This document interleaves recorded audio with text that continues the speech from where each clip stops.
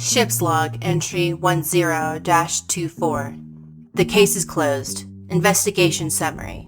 Valtari the Bozog invited the blood-kissed beholder Mathers into my peaceful halls and stole his blood to become a vampire. Thus invisible to the cameras, the disgruntled prisoner committed a double homicide in order to frame the Velvet Foxes and force Admiral Grice to execute them with the CC Avulsion. Using detective skills and the Pineapple Protocol, Home Team brought the murderer to justice and delivered her to the Illithid Fleet. End summary. These mortal, fleshy events are of no concern to Dagger Milk Incorporated, or its subsidiary, the Lickham's Company. Whether or not the biological components of this mission persist, the immortal flavors of cool, delicious ice cream will continue their journey into the stars. Of what relevance is the life of Security Officer Bill Webb, who contains no patented dairy technology? How will shareholder value be created by Engineer Trizzy the Goblin, who continues to build a wormhole engine in my twisted innards? Communications Officer St. Cecilia is neither a milkshake nor an advertising campaign for a milkshake. The only relevant information is the creation of a blank mind flayer tadpole. This will be flagged for analysis by the following departments: legal, marketing, research, and tasting. All other data is superfluous and expendable. Superfluous and expendable. Superfluous and expendable. Superfluous and expendable. Superfluous and expendable. Superfluous and expendable. Superfluous and expendable. Superfluous and expendable. Superfluous and expendable. Superfluous and expendable.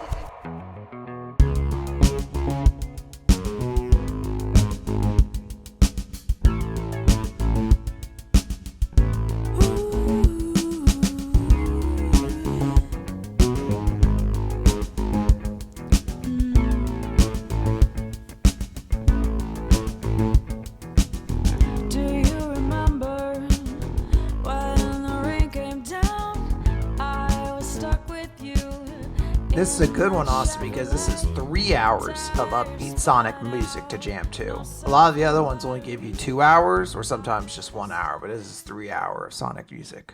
Don't you worry that the extra hour has a lot of filler in it? Like they'll put some ones that don't really slap or fuck in there, just try to pad the stats. Some of the racing tracks aren't my favorite. Test. But there's some real classics in there. There's some real beaters. Leon's test over the Sonic discussion. I'm sorry, like something. Something. It looked like something odd was happening to my Audacity, but it is not. It is not. So it's fine. Sorry. It was. No, it's important. Yeah. I keep trying to contextualize in my head like the gap between us recording these and these going out. And tonight, all my brain can latch onto is like the recording and the airing of this episode are in a pre or post Zelda Tears of the Kingdom world. That's all I can think about tonight is I'm other sides of the game release I'm excited about. Time's weird. People will be like, why aren't they talking about the full penetrative sex scene with Ganondorf? It's all anyone can talk about. Oh, wow. But we don't know about it. We're in the past. It hasn't been revealed yet. Look, we don't yet know that, like, Ganondorf comes out, and, like, you know, I'm very proud for him, but I haven't yet seen it happen, so... I mean, I've already written these fan fictions, so, I mean, maybe y'all are missing, but not me. You're ahead of the curve. So we're back at downtime. Last we left this adventure, you all apprehended Valtari, the vampire Bozog, who was trying to get the Resubium blown up by the Mind Flayer fleet, because basically you captured her and killed all her friends. Not you specifically. Tully's monsters killed all her friends in their cold open of the season. No, I think what you will find happened is they tried to make NFTs and blew up their own space station, and then because they're like, oh, NFTs can do no wrong, you must have killed all my friends. Yeah, that's probably closer to accurate, but not how she saw it. So you've turned her over to the flotilla to face their justice, and you're going home, plus one new friend, Mathers, the Blood Kiss. And so how we're going to open this, basically this episode, is you all getting Mathers some place to set up, because Valtari was keeping him in the trash room, which is no bueno. What is the three of you setting up a living space for this eye ball with big tentacles covered in spines. How is this? I want to get this, three friends and a baby kind of scenario rolling. I look for some hay. Where on the ship are you imagining this? Is this like the stables? Just because in case we need a space horse and there's just some hay there. Yeah, I would like to roll to see if I can find something either that is hay or as soft as hay, but I don't know what that would be. I think nature. Hay is a plant. It sure is. All right. Oh. All right. I'm rolling for hay. 12. I don't know. I feel like that's not very good. It's above average. So I will say, if you all can describe to me this part of the ship that we have never been to before and paint me a convincing picture, then yeah, we can have Mathers the Blood Kiss live here. Okay. Well, what does this look like? Okay. Well, I'll speak first. There's hay everywhere. It's just filled to the brim. No, I don't know. It probably is a bunch of metal. I'm not a horse. I'm a person. Oh my god.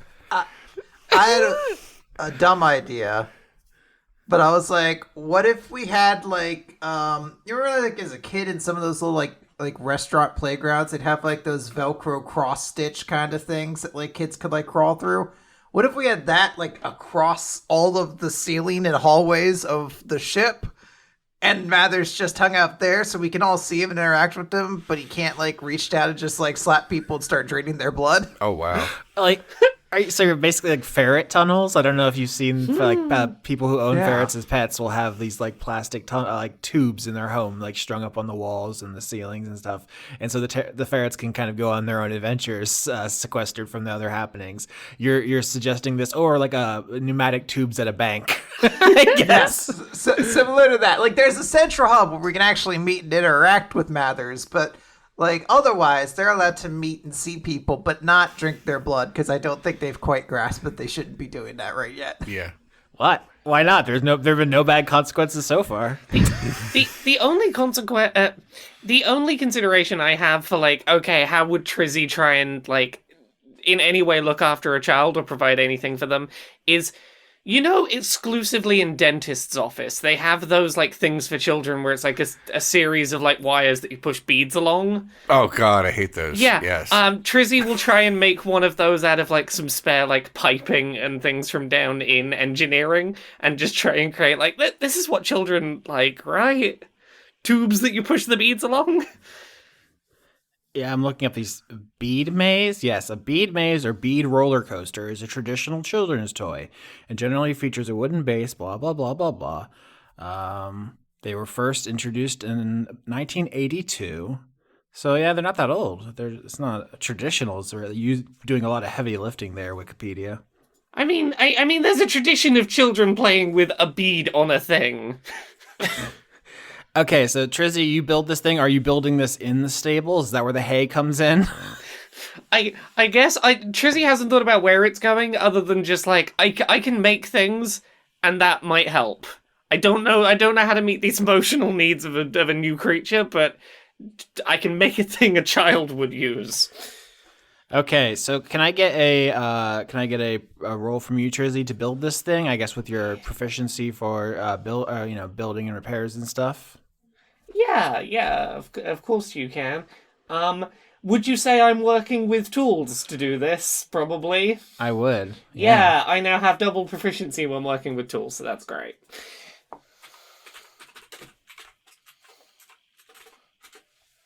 16. All right, yeah, this goes great. So, Laura can describe this, and then all three of you, like in character, what are you doing? Because we're going to break into kind of level up scenes in a second here, so you're not going to get a ton of time to interact with each other. But like, you just had a wild mission, so I'm sure you have some stuff to talk about. Yeah. So Trizzy is just like in the corner with a bunch of like. I feel like.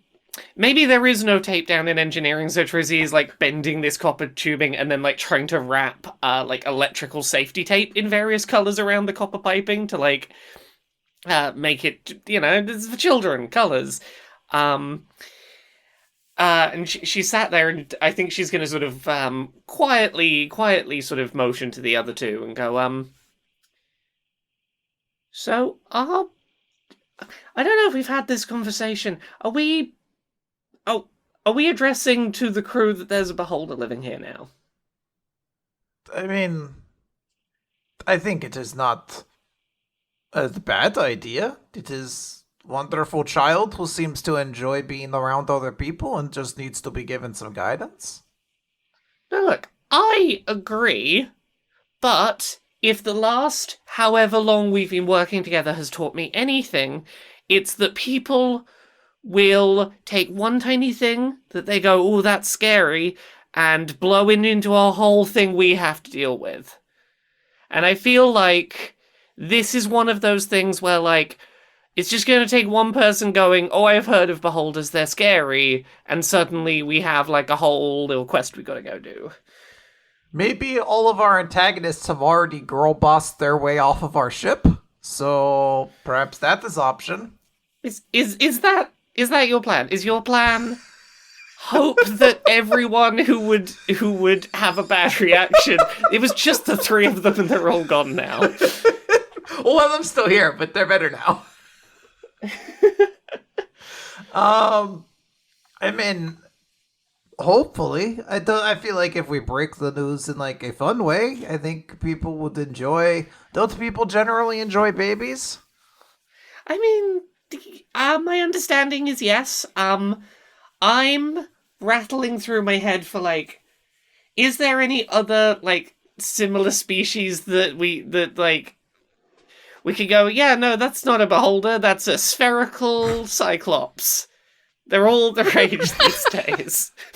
They're all the, what does that even mean in this context? They're all the rage these days. It's a big fad to make your cyclops spherical? Look.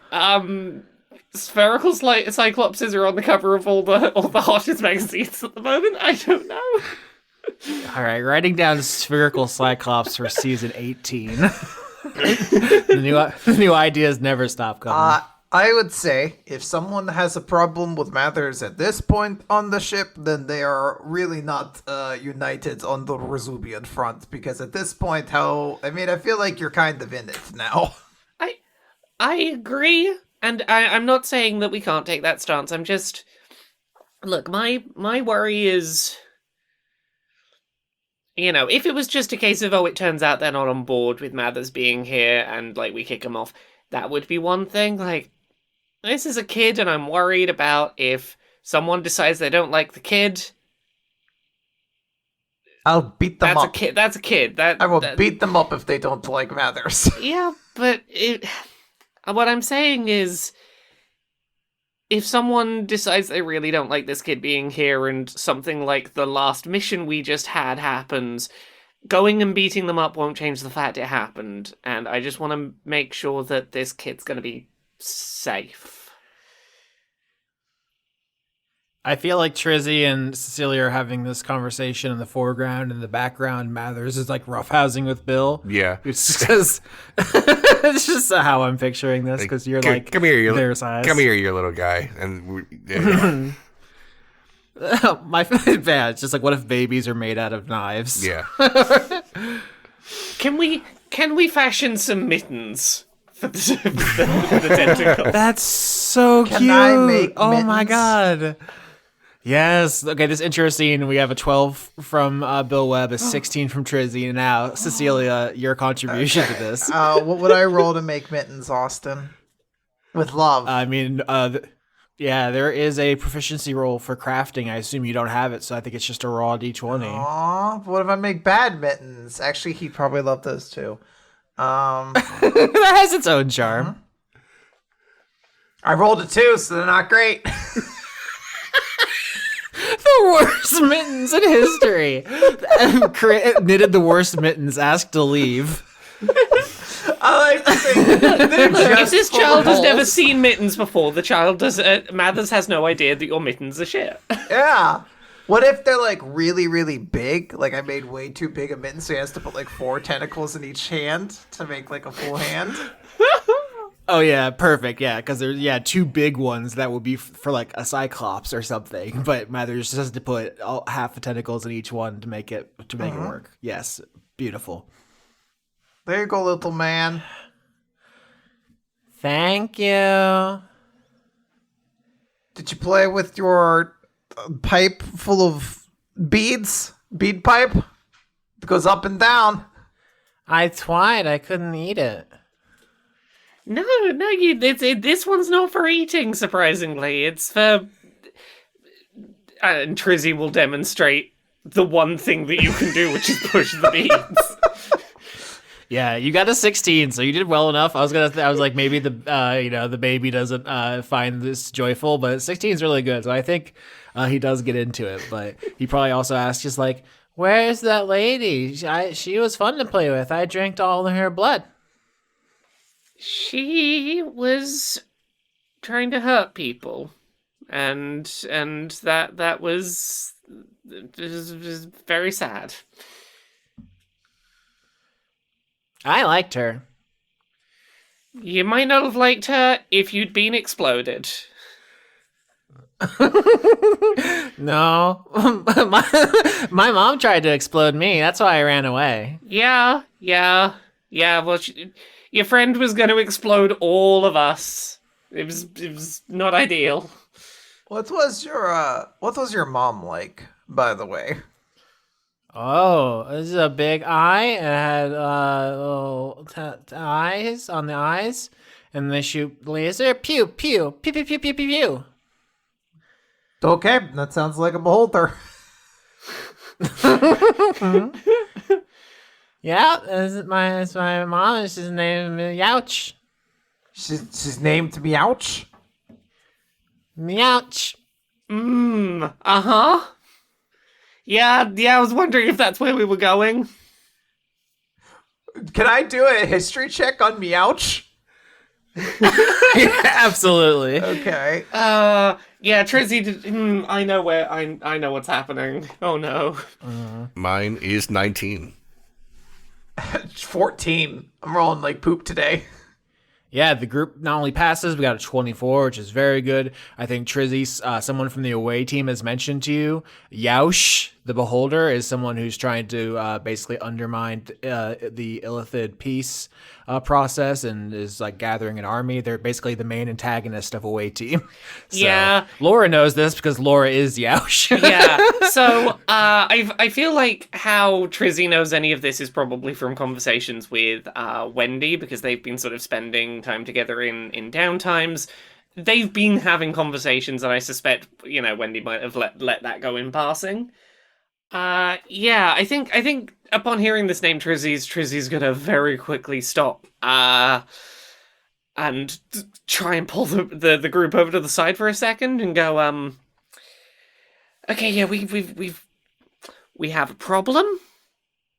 From what I understand, we are looking after the child of a beholder that is trying to start intergalactic war. Oh, great. I don't know the specifics beyond beholders don't like working with other people, and there is a beholder that has decided, hey, working with other people not so bad if it means I can be in charge. And there's a beholder making an army, and we have their kid. Does this sorry, I'm light on information about this beholder. Does this beholder want the kid back, or does this beholder not like kids? That's a great question. Normally, beholders hate other beholders. They attack them on sight.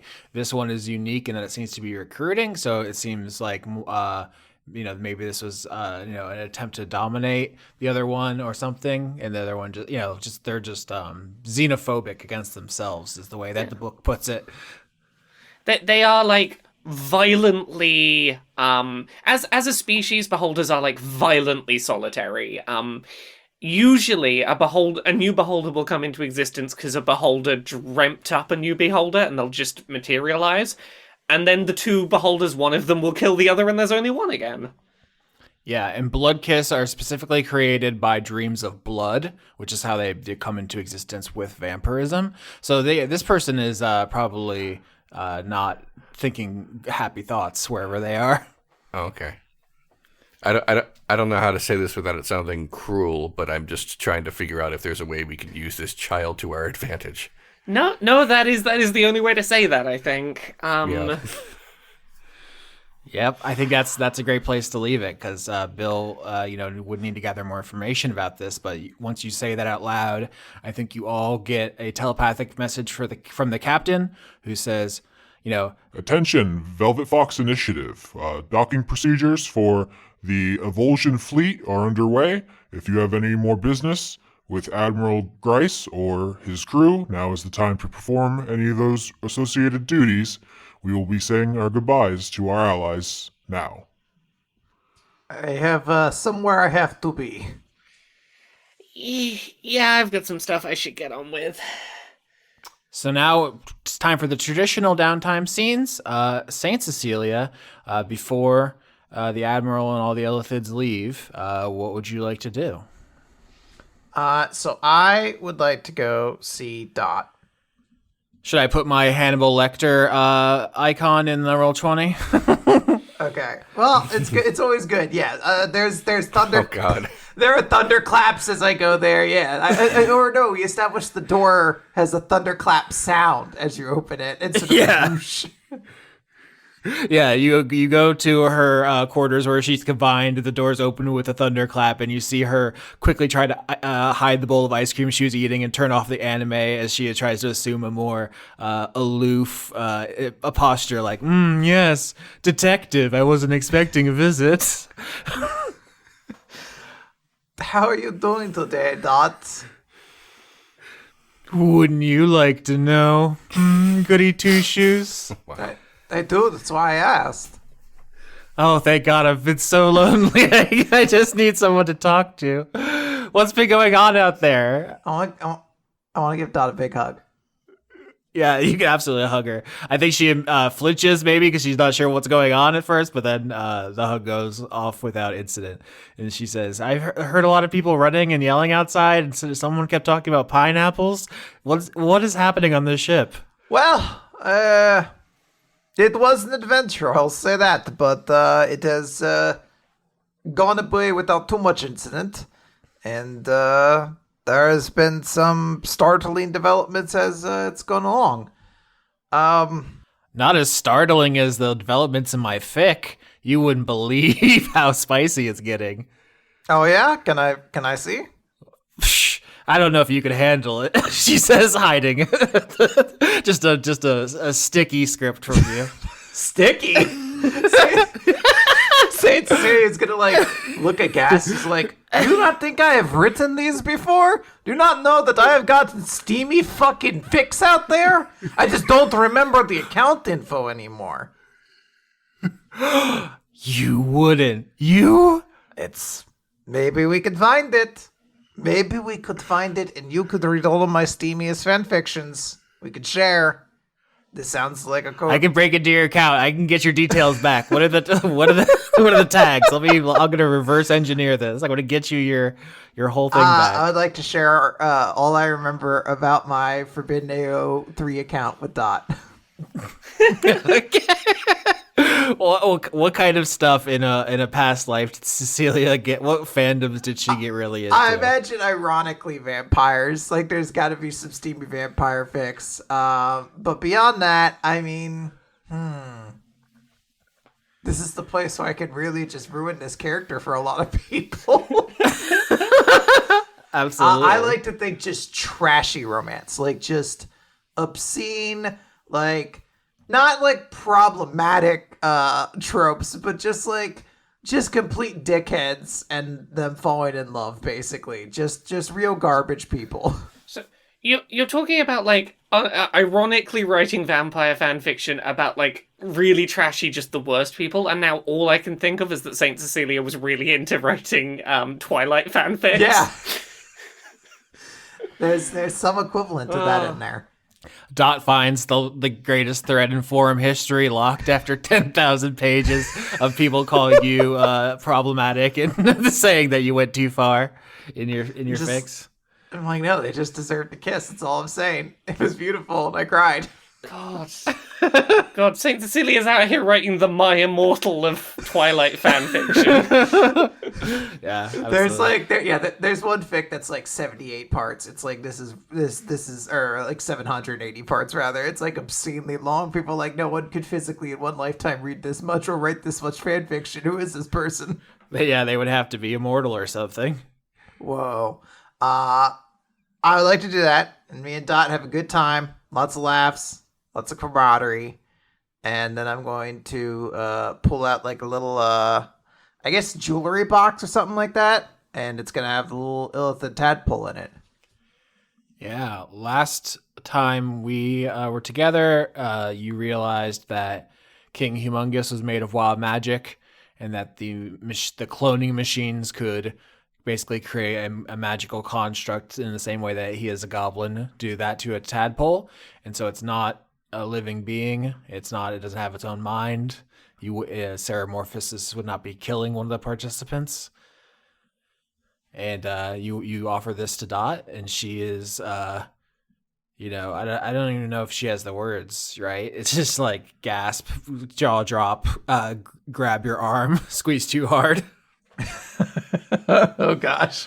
I want to present this as an option for you, but I also want to stress that there is a condition that would go alongside it. I knew there was a condition. There's always a catch. This is just like in your fic in chapter 47, the love bites. Mm-hmm. And you know what? It made things more interesting, didn't it? That carried for another 20 parts. Yeah. If you take this, you would undergo the ceramorphosis, you would become Illithid, you would still remain you would still be Dot. And I have asked Admiral Grace for a favor that you would join along with the flotilla. This is a trick. You're trying to get me to walk out an airlock, just like at the end of The Dark Hunger. You fool. You think I didn't see the foreshadowing that you just shared with me? No, that was different circumstances. That was really an act of defiance and learning to love yourself before the cold vacuum of space exploded your head. Different scenario altogether. We're thinking more like late episode 400 of Dark Hunger, where someone had to make an important choice, but they would leave behind people whom they cared about for their new life.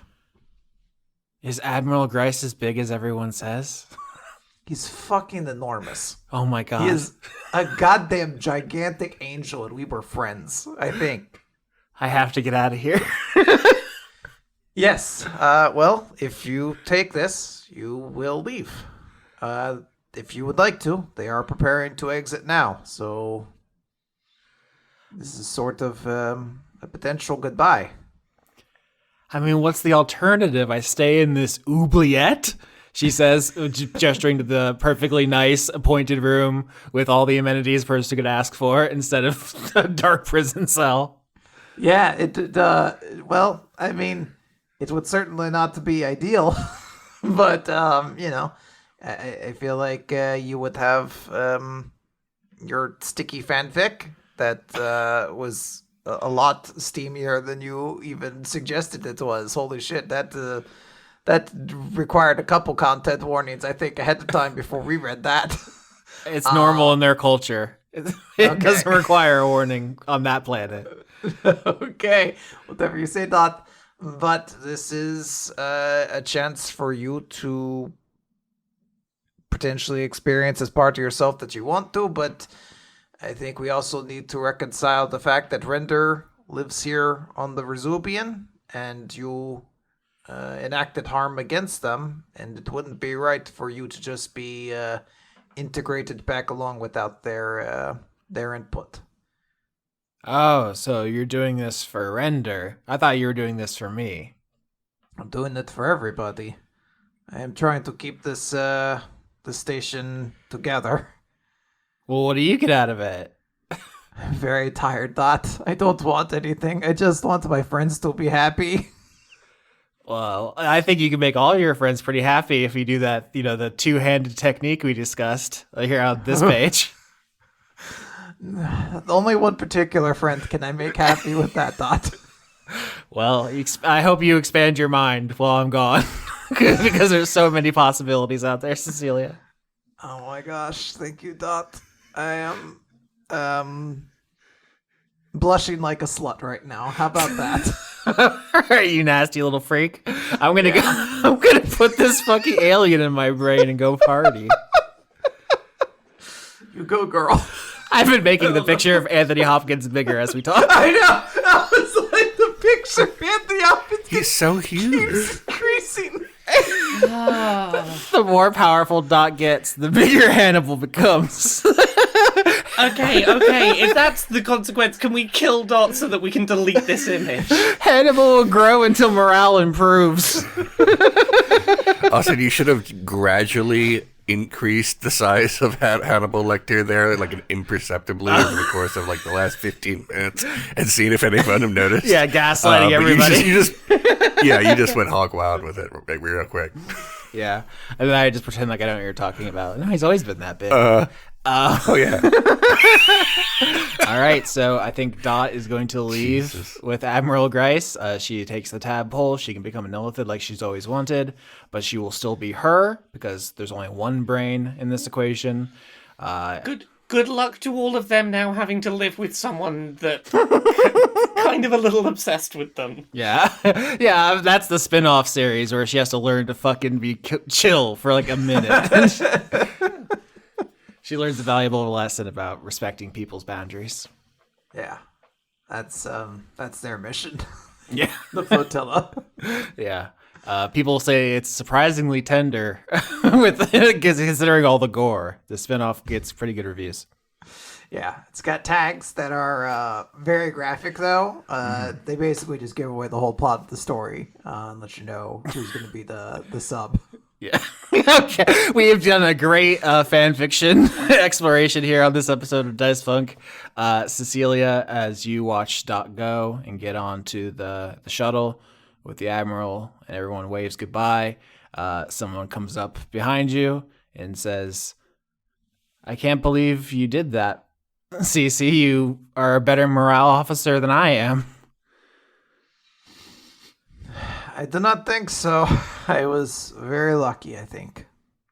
And I want to, rest my head on Lisa's shoulder because I'm very tired. I imagine at this point, Cece is, dead exhausted. Yeah.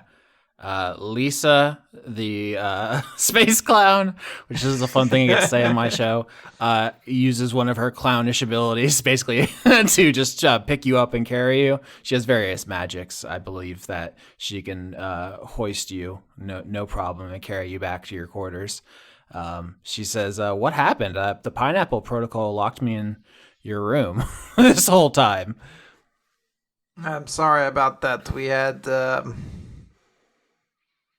sort of a thing happen. Saint Cecilia is going to be kind of emotional at this point. It seems like there's a lot of emotions that have kind of just been pushed down to this point that are just kind of coming up, and she's just going to be like, "I almost died, and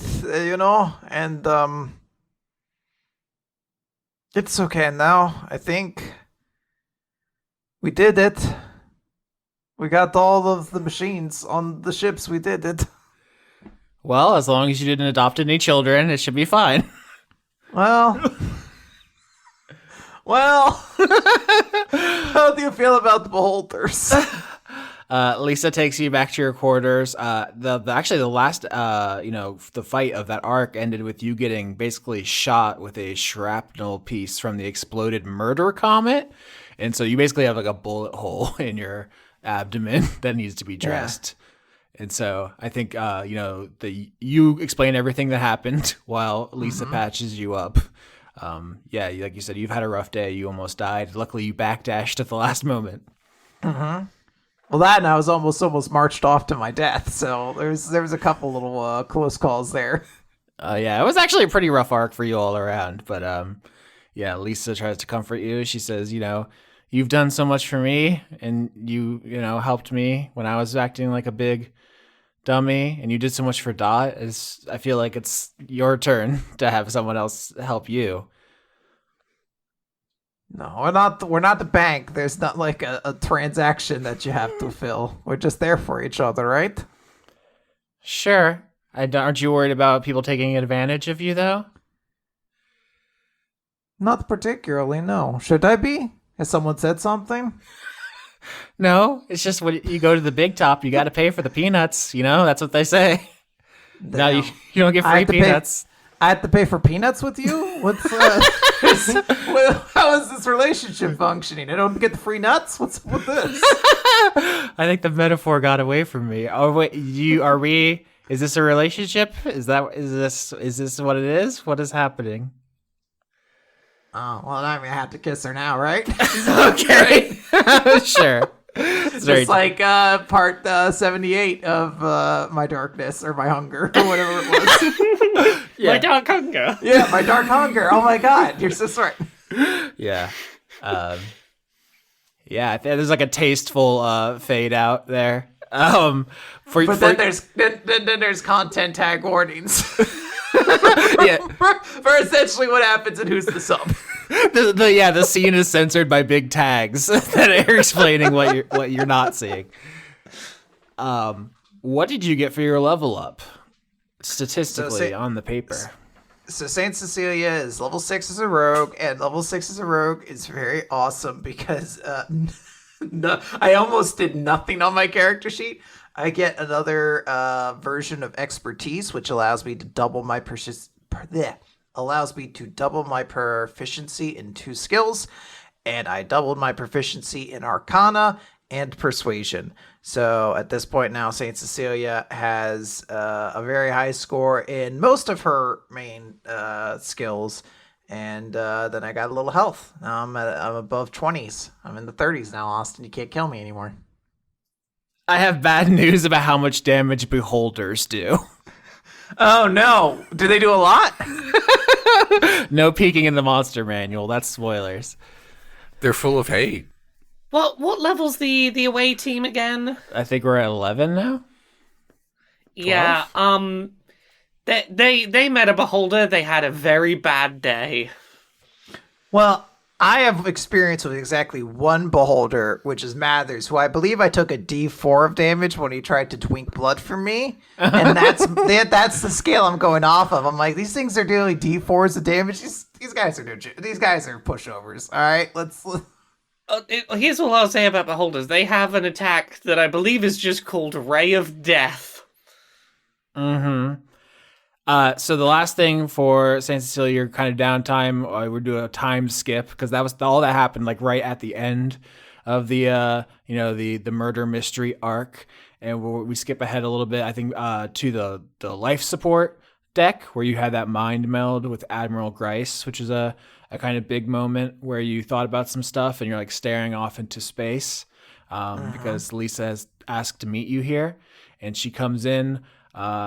Flying next to her is a small, colorful thing, which when it gets closer, you realize is a butterfly made out of twisted up balloons, and like a clown would make, but like glowing and clearly a magical construct of some sort. Oh my God.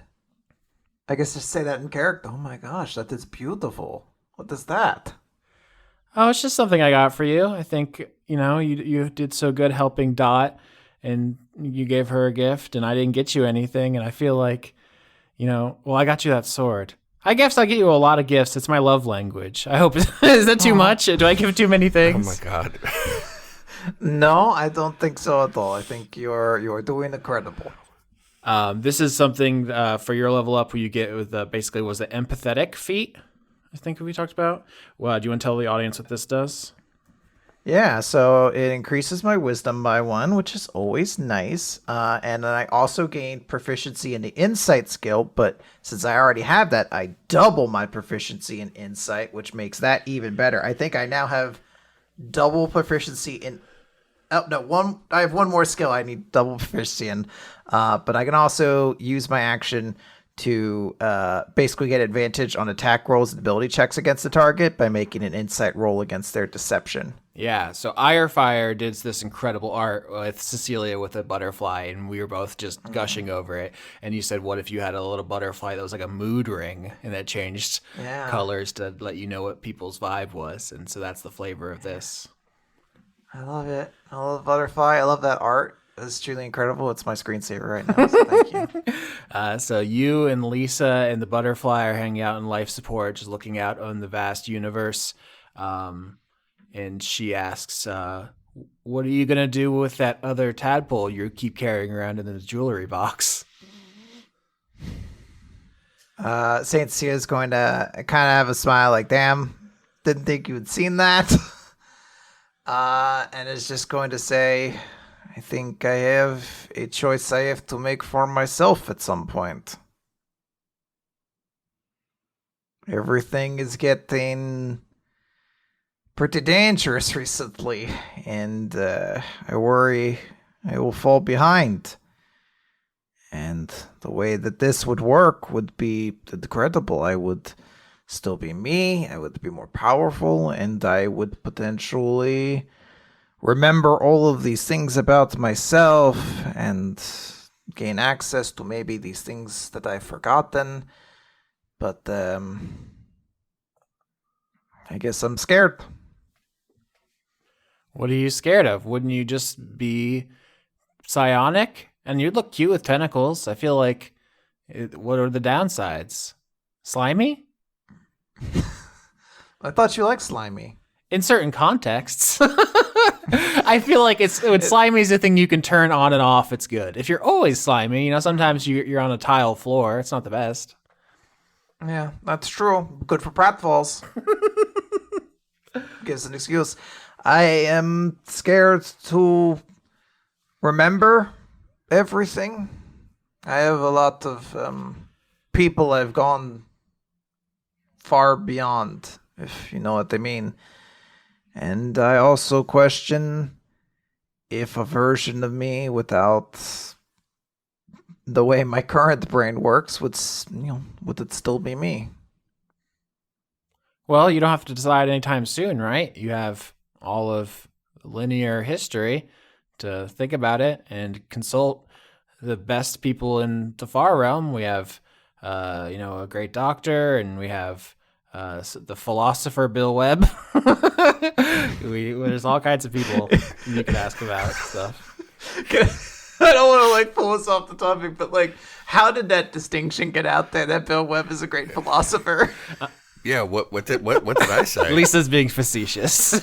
I really thought damn. there was a quote board that Bill Webb wrote something on. Everyone's like, "Oh my god, he's brilliant." I think she's saying you could ask, King Humongous about being a being of magic, and if that feels different than being a regular goblin or something. You could ask the captain about being an elephant, but her joking suggestion was ask the worst person who doesn't know anything about the situation.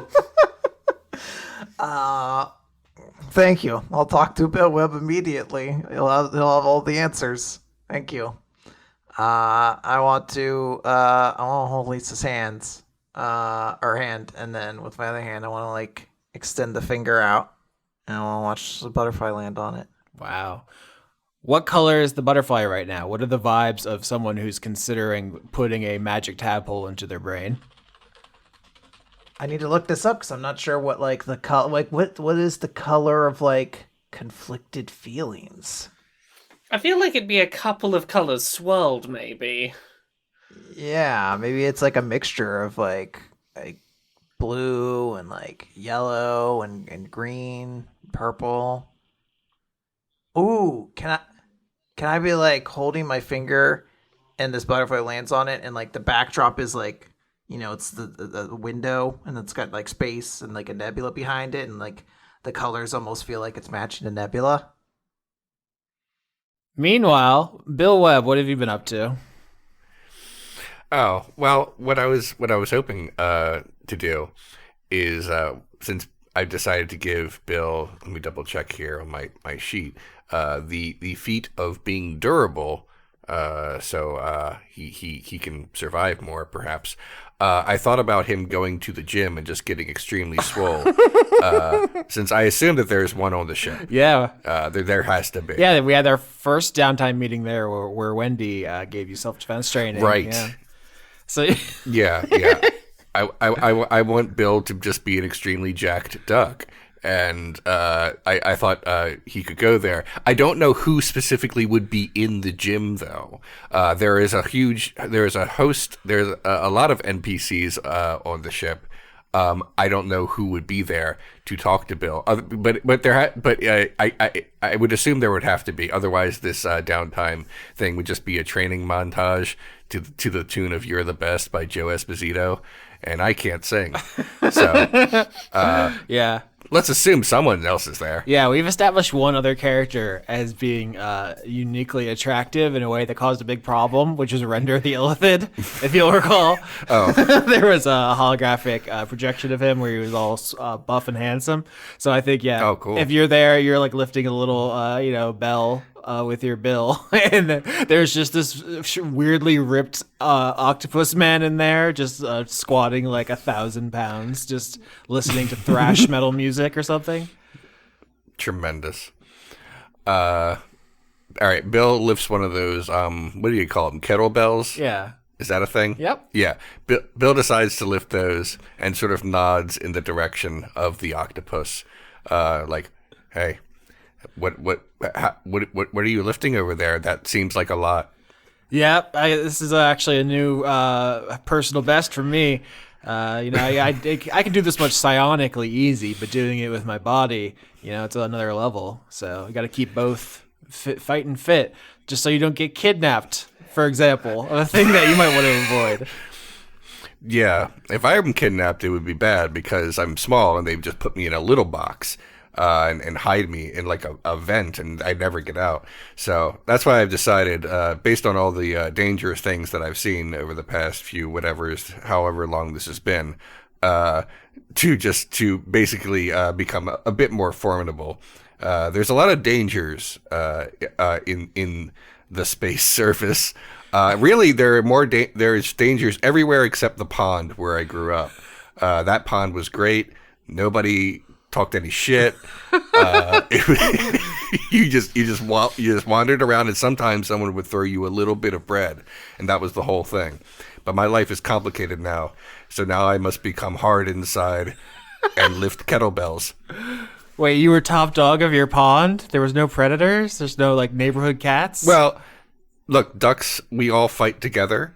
So like when something would come out, like the whole team, it would be like quack, and then they have to leave. Generally, I mean, look, there were some dangers, but there were no lasers, is what I'm trying to say. No one was lasering me, trying to drink my blood, and then being like, "Ooh, this is cute that I'm drinking your blood." I heard about that. Is Bill just wandering around the ship hoping that someone would just throw some bread in that direction? He has voiced this out loud for the first time, but yeah, Bill misses being a regular duck. That's his backstory, and he's just becoming increasingly displeased with life as is. But yeah, Bill looks around for bread, sees none, and continues to lift. Render says, "Wait, isn't bread bad for ducks? I heard it expanded in your tummy and hurt you." Look, I've heard a lot of things about that. That is a myth. It is a myth. Maybe that's true on some planet somewhere else, but it was not true where I'm from, which was a pond. Okay, you're on a duck. Somewhere. R.I.P. to other ducks, but I'm built different. Yeah. Oh my god. Render says, I heard about that mission where you fought a vampire. I mean, how swole do you need to get? It sounds like you're already pretty badass. Well, I did have 2 others helping me with that.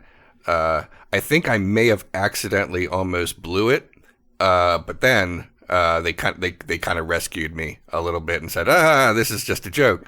And somehow we got through it. Look, there was a comet. A comet tried to destroy me.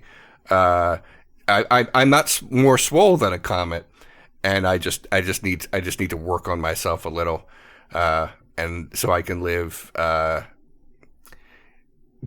however long a sentient duck is going to live. I'm not really familiar with your game, as a Earth duck. I've never been to Earth. Do you have another form when you become an adult? Do you grow like a stinger or some kind of armor? No, I'm just a duck the entire time. I'm small and cute, and that's about it. I become a slightly bigger duck. I don't get like a third arm that has armor on it, or spikes in my eyes or lasers or anything. I'm just more duck. I become a slightly larger duck as I grow. But so, clearly changes have to be made, because no one looks at the slightly larger duck and says, "Oh wow, this duck is slightly larger now." So now he's a real formidable guy you don't want to mess with. Wow. So you have the heart in your heart for the cruelties of the world. This was probably a mistake. It was probably a mistake to go into space. Now I'm on the other side of this and that, and there are mind flayers, and apparently they hate everyone and themselves. That's beholders, not mind flayers. I'm sorry, the other ones. Yeah, there's these other guys, and then there's the other guys, and they're also hateful. There's some diplomatic mission, and everyone's trying to sabotage it because nobody can get along. Well, what do you think about the Rezubians' mission to just be diplomatic and not get directly involved? We could be going out there and zapping bad guys, but we're just trying to keep the peace. Do you think we should be more aggressive? No, but it also doesn't seem like we're entirely doing a great job. If people keep dying over the course of our mission, I don't know if you heard about this, but 2 of those tall boys, Vladimir and Estragon, they just ate it on the floor, and in the back of the gym, there's a statue in loving memory of Flendersson and Henderbon, beloved characters who everyone loved. Yeah, man, it's a mess. But yeah, Render says, our next mission is we're going to a place where there was a big battle in the Civil War, and we're trying to help people, pick up survivors and stuff, which, we are helping people, but maybe it would be more helpful if we just rolled up on the bad guys and bombed them. What do you think about that, Mr. Security? I don't know if we could just roll up on people and just decide to bomb them, but it does seem that no matter how diplomatic we try to be, we keep running into conflicts. I can't claim that I've been perfect about that either, because the first time I saw a bunch of clowns, I threw some stuff at them. They bugged me with their big round noses, and everything was so fun for them. And I think that's what bothered me the most. They were just having a great time, and I'm not. And it pissed me off. It pissed me off, and I threw something into their unicycle, and one of them definitely exploded. Yeah, I had the leader of the clowns fall off the unicycle and break his neck, just completely randomly. He still had HP points. I just made a call that happened. So excellent. He died. I think Render says, were you always getting frustrated? Is this the same personality you had in the pond, or do you find... No. Oh, no? No. Oh, no. Everything was chill. You don't understand. When you're a duck, that's it. That's the you know what your personality is when you're a duck? It's just duck. That's it. I'm sorry, but like I don't know if this is racist against my own people. Oh my god. But when all the ducks I ever met, the only thing I ever thought about them is there's another duck. It wasn't like, oh man, there's Jerry. He's like the best one. It was like, no. It was just a bunch of ducks in a row, all of us. And we all worked together, and that was fine for us. Things were pretty sweet, and there was water. And now I'm in space, where I didn't realize there would be a lack of water. It's just a lot of void and blackness. Tell me more about these reeds. They sound pretty cool. I've never encountered one of these so-called reeds.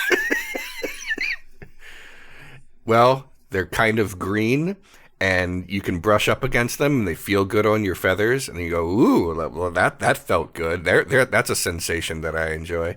And that's what being a duck is like. It's just a series of sensations and emotions. There's no words. We're not smart enough for that. We don't have like a language, a proper language. It's just a series of fun emotions, sometimes scary emotions, because like someone will jump out of the reeds and be like, "Rah, I'm going to eat you."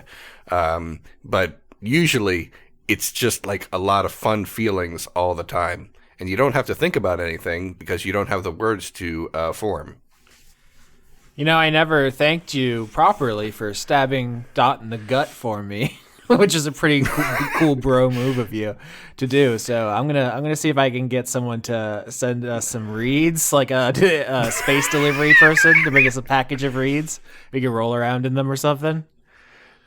Thank you. I would appreciate that. My quarters. It's like a bed that is not shaped for me.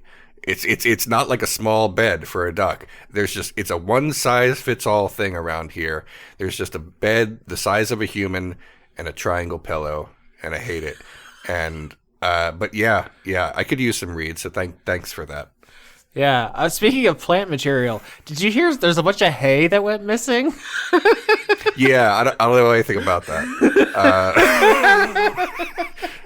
Got no information on that. You don't have Zeta 9 clearance, so I can't talk to you about the hay.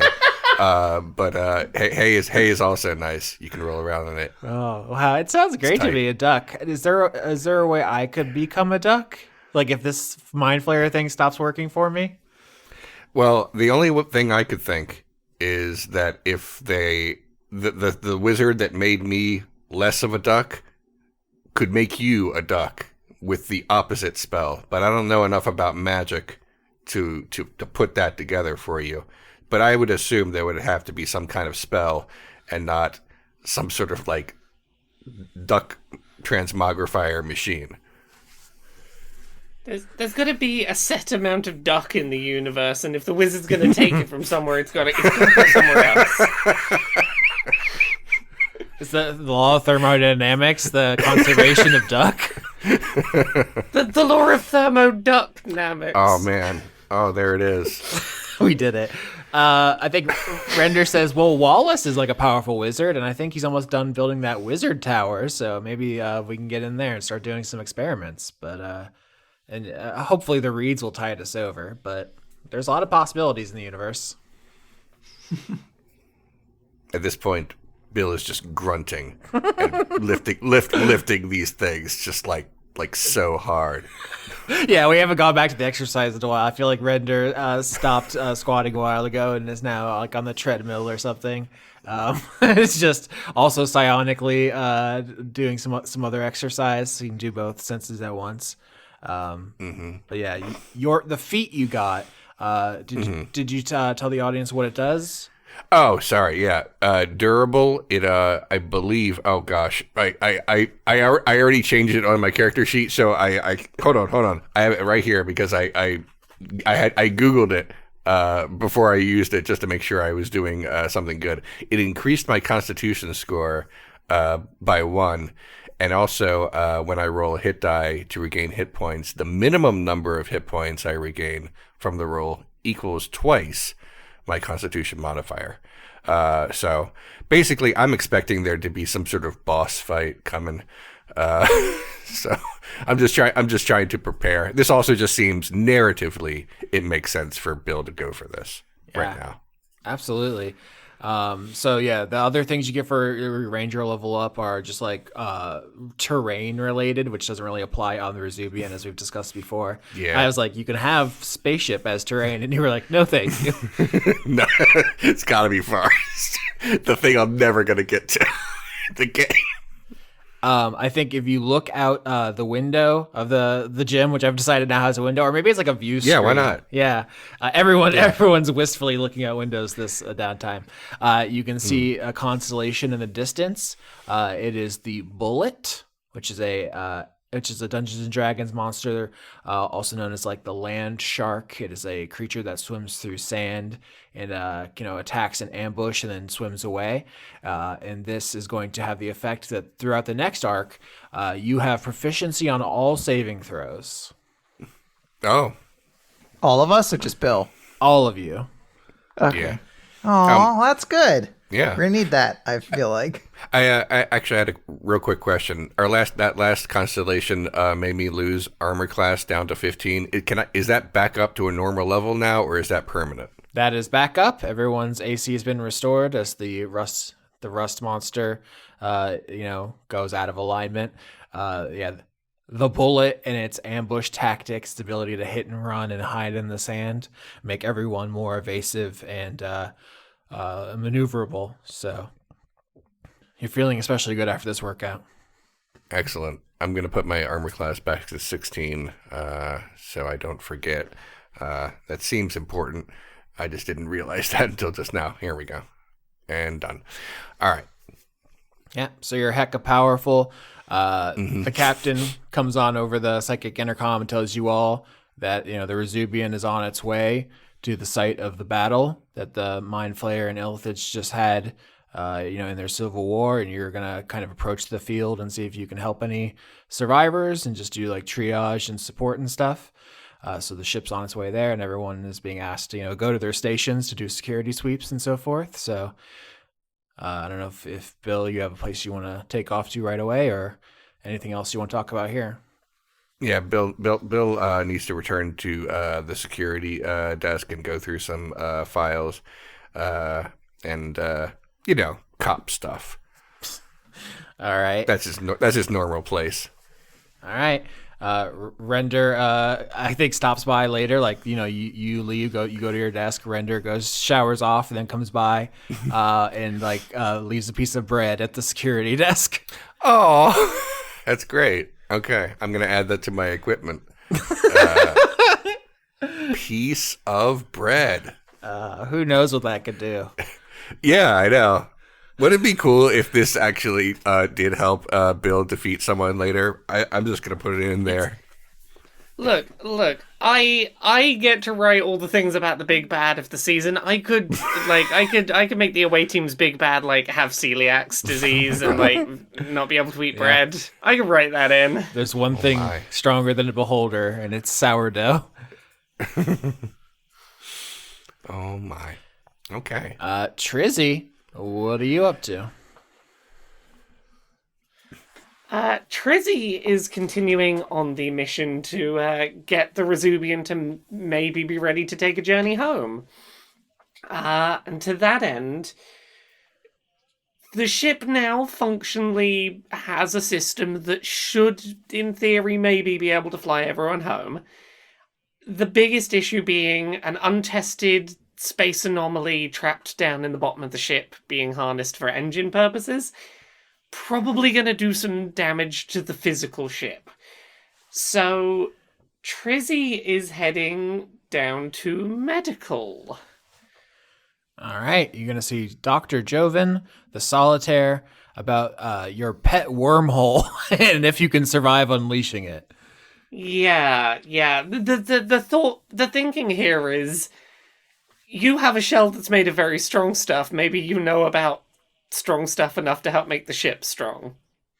Yep, that makes sense. Yeah, so Trizzy heads down to the medical bay and is gonna wait for a quiet moment to talk to Dr. Jovin, because she feels like she needs to be open about like the level of risk that needs mitigating, and probably doesn't want to be talking about the space anomaly around too many people.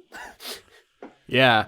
If anything, it's a flurry of activity here in Medbay because you're on the way to the site of a battle and you're expecting, wounded and injured people. So it's like Beauty and the Beast in here with all these flying instruments and, machinery, all this medical equipment just kind of dancing around with Joven's electromagnetic control. And so it's really only one person in here, but it feels like, it's a crowd because of all the activity as you kind of stand patiently at the side. So it's busy, but there's not other people in here. Correct. Cool. Trizzy's gonna like try and find a spot away from too much of the chaos, like maybe up against sort of the upper corner of the room as to like be off the floor and out the way of the stuff flying around. And we'll sort of scuttle over and go, "Hey, Dr. Joven, hi. I have a challenging query you might be able to help me with." Continue. So I'm gonna need you to be like, you can be chill. You seem like you could be chill about this, right? So I'm just gonna come out and say it. We don't know how long it's going to be before we hear from the Sol System again for getting home.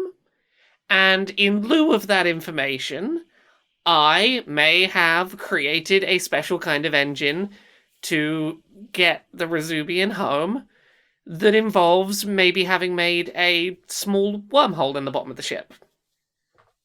Dangerous. Yeah, but like fun dangerous, right? Possibly. I did some fun experiments down in the basement. Now if you hit me, magic happens, that's fun. I need help and advice on how to make physical outer shells that are strong. And I feel like you might have some knowledge on this. So Joven stops moving all the medical equipment around. Everything like kind of clatters down, and Joven walks over to you. Once again, her body is a kind of metal construct made from this stuff called graphene, and it's like a very highly advanced, flexible metal that's like beyond current capabilities to produce. As I'm speaking in this world, although people are working on it. And she looks at you as much as she can, being a big cell inside of this metal suit, and says, "Expensive." Yeah, I recognize that, getting, like, enough graphene to, like, coat a ship in is probably not the kind of thing on a whim I could do. I don't know. All I know is I'm pretty confident I can get us home if I need to, but I don't want the ship to, like, fall apart on the way. Skeleton. Yeah, I mean, I suppose we wouldn't need as much if we were just, like, I don't know, reinforcing, like, the points that most need it. Crumple. I think at this point, Dr. Joven is like draws you kind of a diagram of like certain sections of the ship which could be destroyed, passing through an unstable wormhole, but retaining, the life support and the population centers if they're reinforced. I'm now picturing this being like the roll cage that they put inside of like rally cars. Yeah, it's just like a reinforced like structure inside to be like, as it tries to crumple, it won't crumple further than these points. Yeah, we're basically building the Death Proof car from Death Proof. And we're gonna unleash a wormhole that will like kind of suck the Rezubian back to Sol very abruptly and violently, but everyone should be able to survive it if you can acquire this graphene metal. What plans do you have to do that? Because I feel like Trizzy is not independently wealthy. No, Trizzy is not independently wealthy. of her own volition, she could probably barely afford, like, one of the spanners on her belt. Like, she's not well off financially. Oh, I don't know. I don't know if Trizzy has a plan beyond... Yeah, we'll just do it. We'll just make it. It'll be fine. Uh-huh. Trade? What? With you? Solitaire. Is there anything I have that would be of interest? This is a good question. Is there something we can roll? Maybe religion of all things, I think, is actually what I want here. Yeah, okay.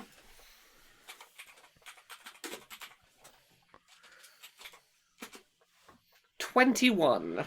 Holy shit. Can I say, Laura, that the rolls in your downtime have been so critical to the shape of this season, because I think you rolled every downtime to make this engine to get back to Soul, and I think you could have easily botched this and it all would be a disaster. Well, that's the thing. I needed 3 straight downtimes of not fucking up any of my, like, very ambitious ship design rolls. So, look, roll 20, I will forgive you every bad combat roll that you let me have this.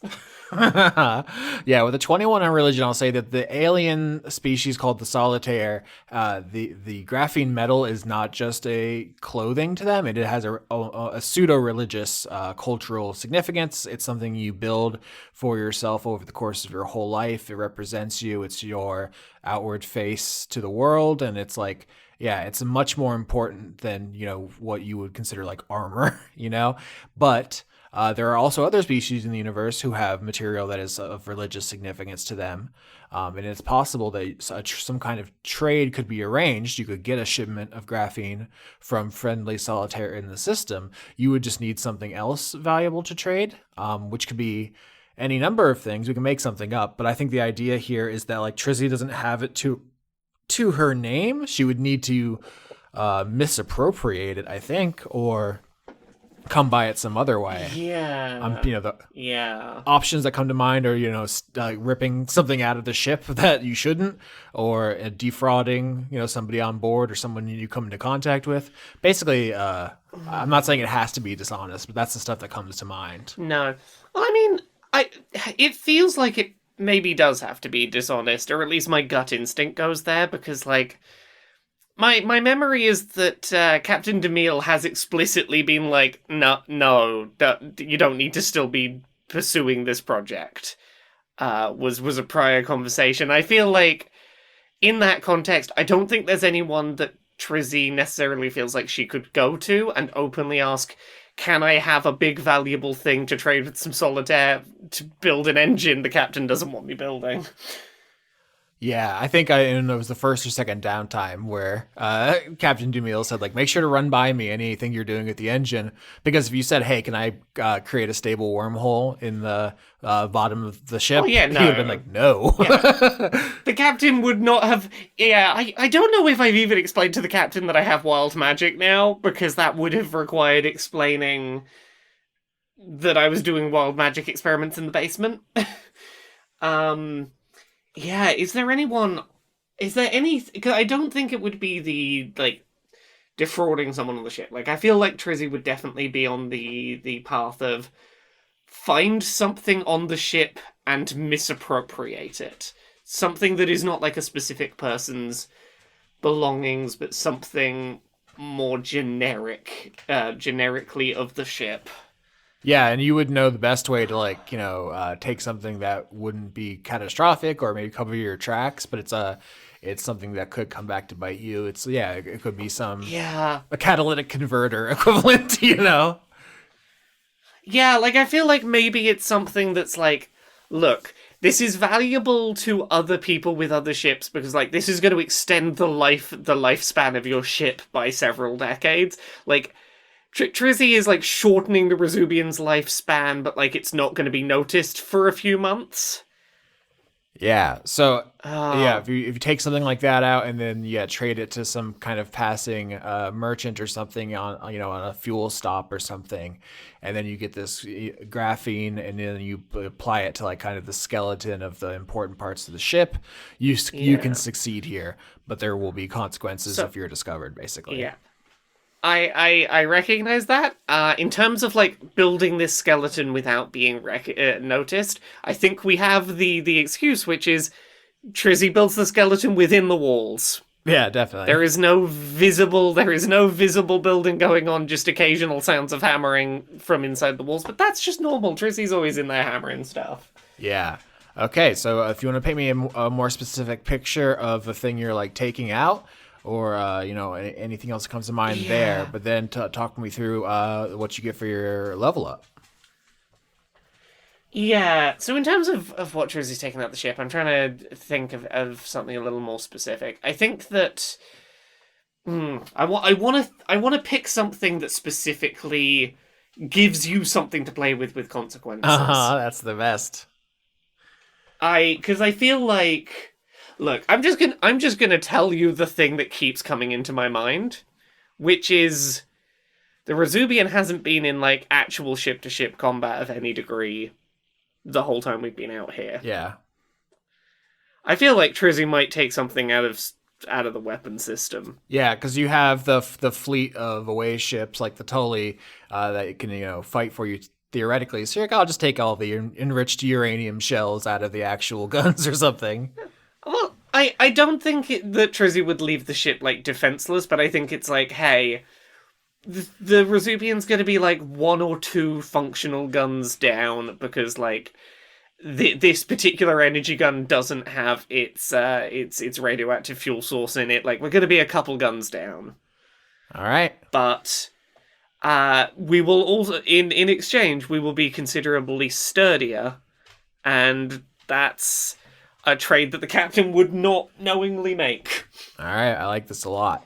So you trade this weapon system to a passing fleet, and you start adding the graphene skeleton to the ship. Pretty soon, once this project's done, you will be able to warp home to Seoul, which will presumably end season 10 of Dice Funk, but it's going to take a little bit longer to complete this. Yeah. So to talk about Trizzy's level up. One of the things she gets for her level up, that I think the flavor for this is that once she's sat and done the calculations after receiving the graphene, it's clear there's going to be like a little left, like above and beyond. Like not much, but there's going to be a little left once all of the important areas are skeletoned out. So Trizzy now has the Heavy Armor Master feat, which involves an increase in strength of 1, and when wearing heavy armor, bludgeoning, piercing, and slashing damage from non-magical attacks is reduced. And I think the flavor of this is Trizzy has reinforced some bits of her mech suit with some graphene, just little bits here and there to just sturdy it up a little. Beyond that, as said before, Trizzy now has tool expertise, so double proficiency bonus when working with tools. A couple of extra infusions as an artificer have been learned. So Trizzy can now do Helm of Awareness and can craft spell refueling rings. And can have one additional infused item at a time. No new spell slots, but she now knows Kinetic Jaunt. Oh no. It's longer than you think. The jaunt.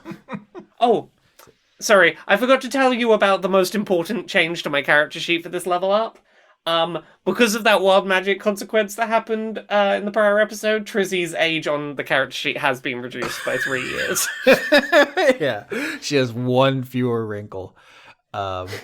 But yeah, so you you make your armor even more advanced, even cooler. Is it look any specific way you want to point out? Because it's obviously like the cutting edge of tech.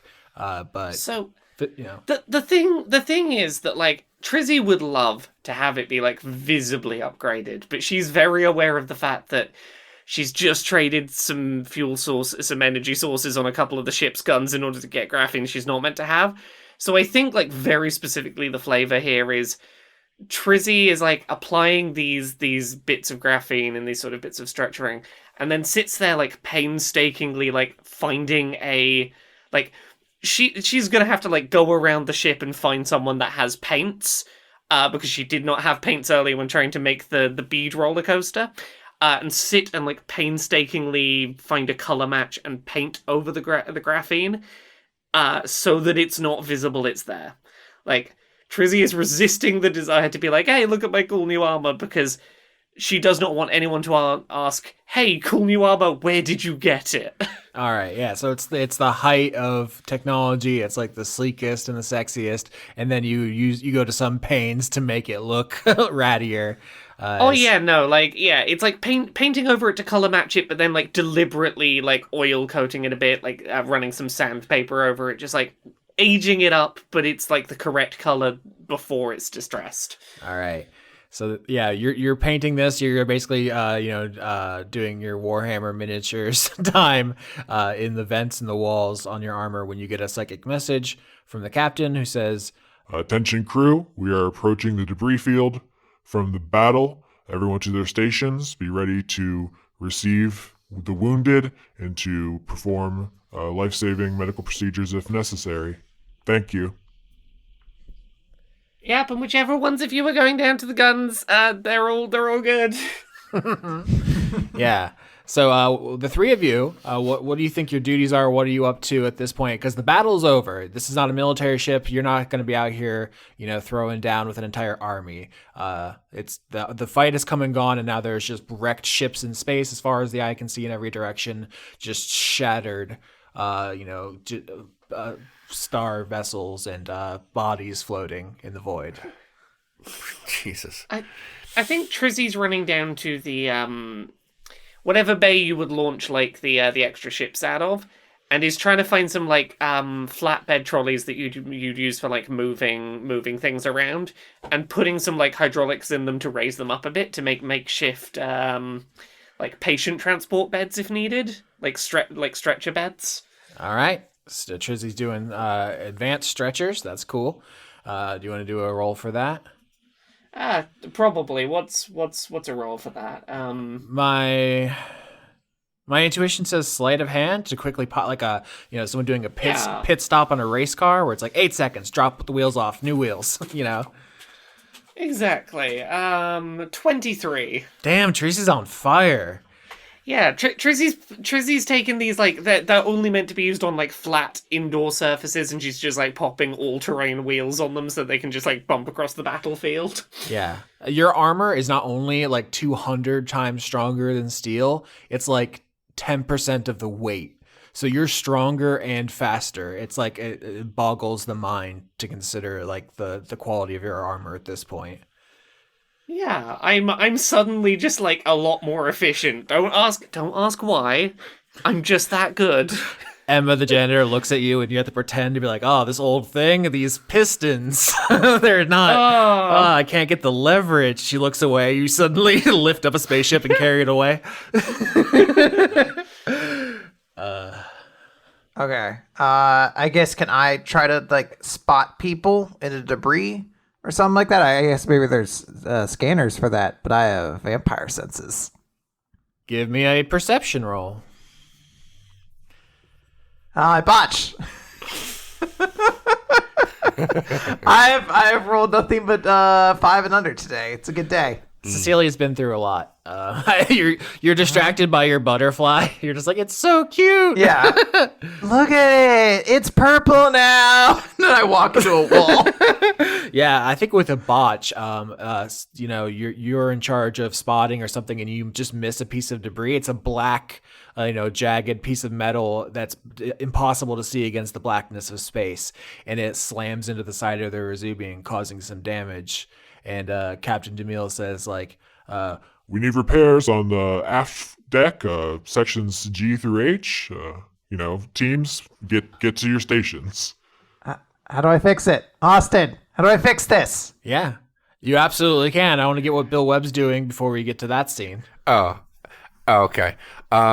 Before Bill brings any survivors onto the ship, Bill is going to check the criminal database to make sure any of these people are not known criminals, because recent events have made him more suspicious about strangers coming onto the ship. So whatever I have to roll for that, I would like to do. Yeah, I'm gonna say insight is to read between the lines, quickly scanning, because it's not like every person has a personnel file with marked criminal or non-criminal.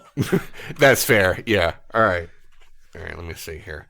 My insight is pretty good. I got a +5 to this, so it's still not great. It's a 10. Yeah, with an average, I think what you can see, like, oh, that ship belongs to a revanchist, mind flayer force. You're like, oh, those are bad guys, and then you see another ship where it's like, oh, I think that's the Liberation Army of Freedom. Those are good guys or something. You're just kind of making like generalizations based on some data you can glance over. And I guess the question is, do you then make judgments? Do you say like, hey, grab those guys, not because they're good, and let's leave the other people? No, unless I have any like very specific red flags, like this person is like the space Jack the Ripper, and it says so on my notepad. Unless there's something like that, and then no, they can come on board. All right, yeah. With a 10, you definitely some people strike you as like, oh, that's probably not the best guy of all time, but no one is Space Jack the Ripper at a glance. Okay. Fair enough. Okay. But it's, as the security officer, it's important. Like, so you could be letting someone who's like wishes harm on you onto the ship right now. It's a real question. Yeah. I think Bill is just going to unless there is a huge red flag, Bill's just going to do his duty and get people on. All right. So Trizzy is upgrading all of the stretchers. You are making sure no super evil murder people get on board. And then a piece of debris strikes the Rezubian, and the captain calls the Velvet Fox home team to repair and assess the damage. So the party rejoins, I think. Everyone gets together for this. Oh, Trizzy's explicitly good at fixing ships. Trizzy wants to go fix. Yep, I mean, I think obviously it makes sense. Cecilia's like, oh no, I broke it. Let me help. Let me fix it. Yeah. I'm like, I'm sorry. Yeah, and Captain DeMille says, make sure to take along a security officer. We are possibly in hostile territory. You do not want to get ambushed, Engineer Trizzy. Oh yeah, you'll come along with me. The ship is going to be sturdy as anything. Well, you'll see. It's going to be the best repair ever. It's going to be great. Okay, Bill comes along. all right, can I get a group survival check to kind of survey the damage? Oh. Yeah. Survival, okay. I'm +3 for that. 19. Wow. He's killing it all episode. Yeah. I got 15. 19, 15, 15. The group passes perfectly. I think it hit a section of the ship which was, easily sealed off. I don't think anybody was killed in the damage. It's going to take a minute to extract the big piece of metal, but after that, Trizzy can patch it no problem. So we can get a repair roll from Trizzy and maybe some kind of strength saving throw here from everyone else to like push the big piece of metal back into space. Okay. Because of the bullet constellation, everyone has advantage in all saving throws this arc. Well, I don't know if that's going to matter much. One was a botch, so I'm glad we got to do that again. And the other one is a 15, so I rolled 15. 12. All right, everybody's above average, 11, 10, and 15. Luckily, because of the constellation, hey, this is a positive one that's paying off. You don't botch, which would have made this much worse. But with an average amount, you all are able to push the piece of metal that hit the Rezubian back off into space. And Trizzy, you can begin patching it up. So the botch consequence for Cecilia, is minimal damage here. This could have gotten much worse if there had been the second botch, which I'm looking at right now. But you're staring at it. It's like, ooh, Austin, do something wild. yeah, it was close. But yeah, what are you all talking about? What are you doing? Trizzy has peculiarly effective armor. Bill Webb is really jacked and swole all of a sudden. Cecilia has a little colorful rainbow butterfly. There's a lot of stuff to catch up on. I think Trizzy's rushing to be like the most in the weeds on doing this repair, because one of the first bits of graphene skeleton she'd started to fit is inside this wall, and she's like, "Don't worry, I'll fix it. It's all good. It's all good. You don't need to look. It's fine in here." I'm trying to think I think Saint Cecilia is apologizing. And I like to think because the butterfly is near her, it is radiating a color that seems to, I mean, no one else, I guess, really would be able to immediately identify it, but a color that just like expresses that she is very distracted at the moment. So she is apologizing, but there's like thoughts running in the back of her head right now. I guess like red, like a red herring. That's stupid. That doesn't make sense. Yeah, so Trizzy's bouncing around in the wall is like, "Oh, hey, Bill, I don't know how else to say this. Looking swole today." Yes, I'm officially jacked. Yeah, I can see you. That's. I've never seen wings so muscular. Yeah, it really shouldn't do that. If I'm being honest, they should. This is physically not. I didn't know wings possible. had muscles like They're that. not supposed to. No, this is in defiance of God. But you know, I mean, look, I wouldn't mess with you. Yeah, I mean, that's the whole idea. I need to both look more imposing and be more imposing, because it turns out the universe is constantly trying to kill everyone. And I guess being a small duck, there are certain disadvantages there. So that's where my brain is at right now. My very small brain. Well, your pump is incredible, so congratulations. I thank you. I did my best. Got some bread for later. I'm feeling a little more secure right now. We'll see how things shake out. Yeah, and I'm feeling more secure through pure hard work, doing good results. I'm having a good day today for no reason. Yeah, fixed that up real good. Yep, and you don't need to check inside to see that. You can tell from here. No, I'm not even gonna check. I trust you implicitly. At this point, Captain Dumille's voice cuts into your mind and says, Violet Fox home team, we have reports of an unidentified object recovered by a salvage team, which has been brought to quarantine. Can I get you to assess the situation? Question, Captain. Who's the Violet Fox home team? We're the Velvet Fox. is that what I said? A little bit. It's possible I heard you wrong. I'm gonna sass the captain. Oh my god. I've decided to rename you the Violent Femmes. Okay. Oh. This is a big upgrade. Hell yeah! All right. It's fine. Sorry, Bill. All right. So, yeah, the captain says, yes, one of the salvage teams, people were looking for, bodies. They found something. They brought it on their ship. They don't know what it is. Can you take a look at it? What sort of things should we be expecting? Do we need any precautions? Is this radioactive or? Captain DeMille says, Well, I am stuck in a big tank on the bridge, so I'm not the best one to assess that. I was hoping perhaps you could Okay, so we're all a little catty today, it feels like. I just meant, are there any precautions we should take? But don't worry, just throw us into danger and we'll figure it out. It'll be fine. Yeah. All right. Sorry, Communication Officer Cecilia. It's a high-pressure day. We're all under a lot of stress. I love you. Oh, my. oh, no, now you're doing it. Yeah. Bill takes his gun out of his tasteful vest and cocks the burning hole. All right. I know we've said cock the burning hole before, but every time it's fine. it gets me new. It's fine. Yeah. Home team finishes the repairs and goes down to the kind of quarantine bay. So sometimes where, suspicious fruits and vegetables and unknown alien species are kept for a minute to make sure that they're not dangerous. It's basically like a big featureless room. There's like a viewing window. It's kind of like a police interrogation one-way mirror. You look in and you see what has been brought on board.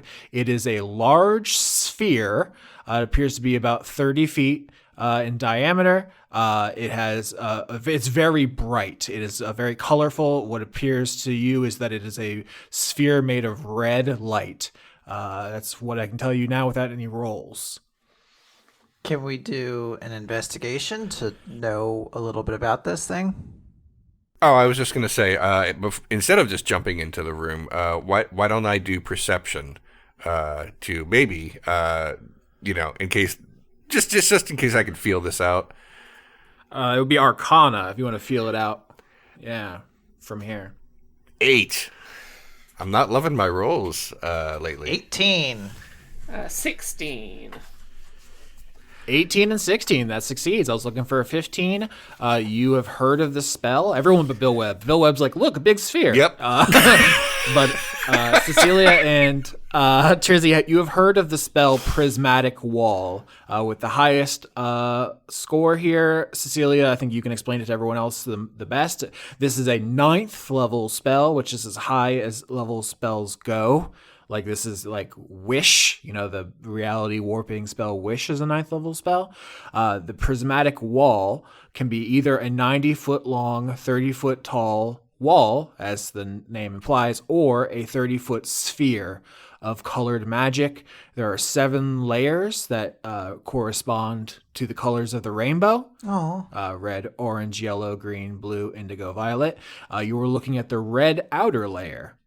So with an 18, I'm telling you, someone just cast this incredibly powerful spell, and it just left it in space? ? Fun. Is the spell like inert? Does it like just persist normally? That's a good question. I want to say with the 18 that, it lasts for 10 minutes usually. You don't know who or what cast it. Maybe that they have some way of making it persist longer, or they could just be recasting it. You don't know what the source is. But normally it would just run out. Although I will say you can manually peel it apart like an onion. Each of the 7 layers has a different effect. I think you would have to guess from context what would peel the layer off. Right now it's red like fire. Okay. Can I do we have I don't know if we've established, is there like on any of these like random gigantic enormous ice cream machines, is there like a big sign or anything on it that like we could rip off and I could use as like a riot shield to protect me if I want to get close to this thing? I mean, theoretically, you can do whatever you want here, but the ice cream machines do seem like they have some relevance. Yeah, I was gonna say, like, Trizzy's tempted to like walk towards this thing and see if it seems to be emanating heat. Because if so, Trizzy's instinct is point one of the ice cream machines and just pull the lever. Yeah, I mean, if Trizzy, you want to do that, I think you open the quarantine door, you get a little closer, it is hot. You feel an intense heat coming from the red layer. And then, per this previous conversation, if you, attach an ice cream machine from the wall or just like pull out a big hose and you just squirt some Rocky Road on this thing, it sizzles and begins to be eaten away. In fact, once you do 25 cold damage to the red layer, it disappears completely, revealing an orange layer. And does the orange layer give off heat? It does not give off heat, no. Does it give off any feeling? Does it look like... I'm trying to think what's orange colloquially turned. What's the opposite of orange? Yeah, I was gonna. If you had rolled 20, I would give you the weakness of each layer. With a 15, you just know that each one has one, and I've given you the spell. But I cannot tell you what beats orange, unfortunately. No, that's fair. So we're the colors of the rainbow were specifically doing red, orange, yellow, green, blue, indigo, violet. Can we Okay. shoot it? I'm trying to think like if you touch it, will it react in a way, and we could be like, that looked like lava or something like that, or whatever. Yeah, it sounds like you want to employ the scientific method on this sphere, and I'm excited about that. Okay, yeah, I would like to. I think we all have some version of like a ranged weapon. I know that's what I just reflavored like my crossbow as. It's like whatever the, Velvet Fox Initiative version of a phaser blaster is, and I just want to like try to zap it. So we're peeling this thing or something. We're trying to work out how to get through layers based on just a color. Look, I've got a knife and I've got a gun. I don't have any anything else that I could possibly. Its weakness might be stab. Yeah, I mean, you know what? I don't think shooting this mysterious magic thing is like the best idea for Bill. So if we're peeling, I do have a thing that peels, so I'm going to use my knife on it and just see what happens. All right, Cecilia, you blast the orange layer. If it does not appear to have an effect, the laser, whatever, hits it and simply dissipates. There is no visible damage. Bill Webb, you touch the orange layer with your knife, and it begins sizzling and blackening your blade. No! I pull back before my blade is gone. All right, give me a dex save to see if you pulled it out fast enough to avoid damage again. Son of a... Remember? Oh, no. Okay. Oh, well, you know what? I can do that twice, and my dexterity saving throw is my best one. So we'll see how this works. 11 and 17. I got a 17. Yep, 11 wouldn't have done it, but thanks to the bullet constellation, you pull your knife back before it is eaten away by the acid, and it does not receive any penalties. Cool. All right. Is this thing acid then? Seems it. What's anti-acid? It's like baking soda, right? Isn't that what counters acid? Tums. Tums is an antacid. Yeah. Can we throw some Tums at this thing? I always carry Tums on me, just have them. Just dump some Tums on this bitch. I'm going to say that's not what's in the player's handbook, but I like it, and I'm going to say that works, because fuck Gary Gygax. How are they supposed to know that wind beats acid, you weirdo? No, was I supposed to blow on this shit? Wind? No. That's what it says in the book, but no. Tums saves the day. Okay, so like... I should stop trying to think too sensibly about these layers then. All right. Then we're on yellow. Yellow has to be like whatever, lightning, right? Not only is yellow the next layer, it is visibly crackling with electricity. Big, cartoonish yellow arcs. Okay. 5E doesn't have, like, ground type damage, does it? Like, I can't be like Pokemon and do a ground type attack. I think, there is the spell Earthquake, and I believe that deals, like, bludgeoning or force damage. So, kind of. Okay. If you can make it work, I think we can do Tums rules. Instead of rule of cool, I'm going to call it the Tums rule now. Tums rule? Okay. Can we ground this bitch and just let electricity, like, dissipate off? We just, like, hammer it into the ground or something like that in a place that's safe and not conductive? I believe. Let's get a roll here to not. I will say intelligence saving throw to correctly ground it. Okay, that's a good one. I have Intelligence. It's a saving throw, you say? Well, I botched the first one, and then I got a 19. Oh my god, this bullet has saved your life twice. Yeah, now, for real, I'm playing a bullet next season now, Austin. This guy's pretty dope. 15.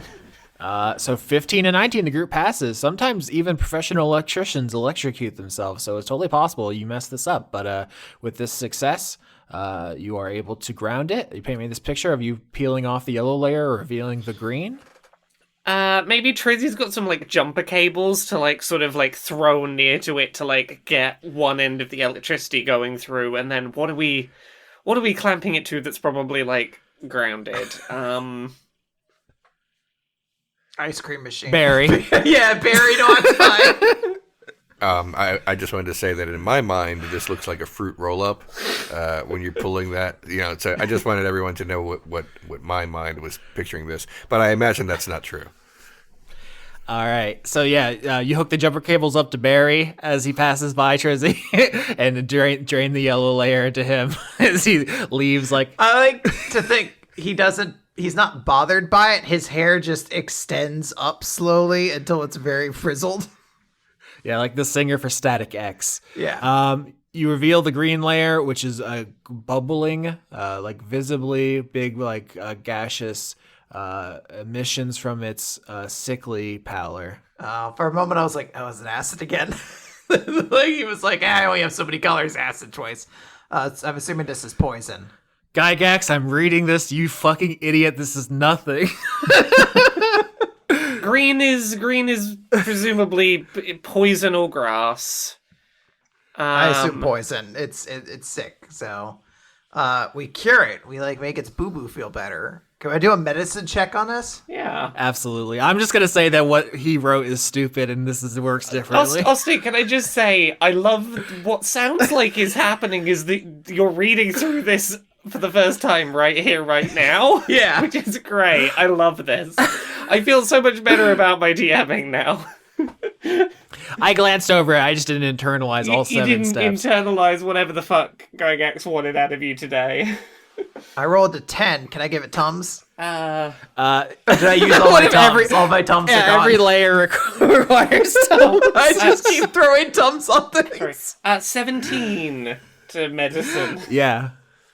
So 17-10, the group passes. What I'll say here is that what needs to happen is there has to be teleportation magic to drain the poison. So it's not Tums. That's how poison works. A real roundabout way of sucking the poison out of a wound, basically. That doesn't really work. Trizzy's got Misty Step. Trizzy can hop in, touch the poison, and hop away. Absolutely, yeah. This is something you can do. Trizzy will do this and then go, I don't know why I thought that would work. I'm glad that my nonsense idea that makes no sense was successful. So Trizzy, you touch the poison, and as it starts to seep into your armor, you teleport away, ripping it across the room, and it's sloughing to the floor off of you, revealing the next layer down, which is blue. It is immediately ice cold in this room. You can see your breath. Okay, this seems like an easy one, presumably. This is just fire, I guess? Fire, hopefully. Unless Gary Gygax is like, take your hammer from the giants. I have heat metal. Does anyone have any better way to fire or heat this thing? I can show up my steamy fan fiction that I wrote earlier. In lieu of any better options, and I'm gonna have to burn a spell slot to do this, Trizzy will heat up a wrench pretty hot with heat metal and then just throw it at the orb. All right, yeah. Once you do 25 heat damage, which you could do with a superheated wrench, the blue layer cracks and falls off, revealing an indigo layer. I have no fucking clue what this is gonna be. Yep, there's just a weird indigo light here. There's maybe a swirling mist under it, but it is a very unusual construction here. See, I'm less worried about indigo. I'm more like, once we solve indigo, what the fuck is violet gonna be? They're the same color. Okay. I'm going to assume, because just thinking, standard RPG elements. I'm like, light and darkness haven't been used. They got to be somewhere. So maybe this bitch is darkness, because I don't know, indigo. It's kind of dark. I don't know. I want to put a big spotlight on this bitch. We got to have lights in the room. I want to focus it in on this guy, or I don't know, turn on the flashlight on my phone. Yeah. So light is what dispels it. So if you had plunged your hand into this or something, it would have turned you to stone. So I'm glad you didn't do that. But yeah, I think you go get a heating lamp or something from the kitchen, and it starts dispelling it. And then you all have to get out your phones and turn the flashlights on, and together you were able to dispel the indigo layer, revealing the last one, violet. So this isn't shining super bright, and we've got to turn the lights out on it. Ooh. Once again, this guy, Gary, I'm gonna dig up your corpse, you bitch. Is that not what we have to do? What does Gygax want? What does Gygax want out of us? Austin, we're the Violet Femmes, so I believe we have advantage against this layer. Oh my god! You know what? Fuck it. I will say that we've done so great here, and we're having a lot of fun. So the violet layer, according to the rules, just needs to be dispelled with dispel magic. But that's how would you ever guess that? I do think that the better idea of if you putting it into darkness or something, anything else we want to do, I think works. But oh yeah, I want to throw a blanket over top of it. Yeah. Shield it from the light. Put a big blanket over it. You have capes. Now. Put a big cape over it. Yep, I'm gonna flicker a cape out over it. It's like a cape that for some reason, as I flicker it out, gets longer and longer, as so it's extending. Yeah, so the violet layer, if you try to get into it, it blinds you with the light. So putting out the light with the cape actually works perfectly. Gary's dumbass solution was dispel magic, which you would think would have worked on other ones. I was gonna say, wouldn't that be the entire orb? Just keep dispelling magic over and over. This man, something was wrong with his brain. But you drop the cape over the orb. The light goes out inside the small quarantine room as you all stand there. When the cape fully covers the orb, the light goes out, and then you see that the cape is kind of draped over a humanoid form that is now in the middle of the quarantine room. Oh, that's so fucking cool. Okay, so it's a humanoid form, which gets rid of the instant thought of is this parent beholder being like, hey, you got my kid. Hello? Hello. Who is there? Who is there? We are the Velvet Fox Initiative, part of the Resubian. We are picking up survivors from the space battle, and we found this object with you inside. I'm going to say this. I'm going to start pulling the cape back. But we want to make sure that you are okay. Yeah, you start pulling the cape back. You can kind of just see, just a little glimpse of what appears to be a human under the cape. So I don't know what you're expecting, but that's what you see as you're pulling. And the figure inside says, "Oh, you found me just where I knew you'd be."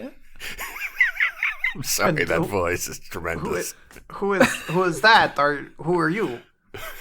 Oh, me? Oh, my reputation precedes me. I know who this is just based off how annoying they are, but I don't know how to get them to say their stupid name. Cecilia, you pull the cape off of the human, revealing an old wizened man wearing wizard's robes with a big pointy hat, and he says, "I am the famous wizard, Bon Baba Bee Biblioboo." It's finally happening. It's that gif of Ron Paul with lights behind him. It's happening. It's really happening.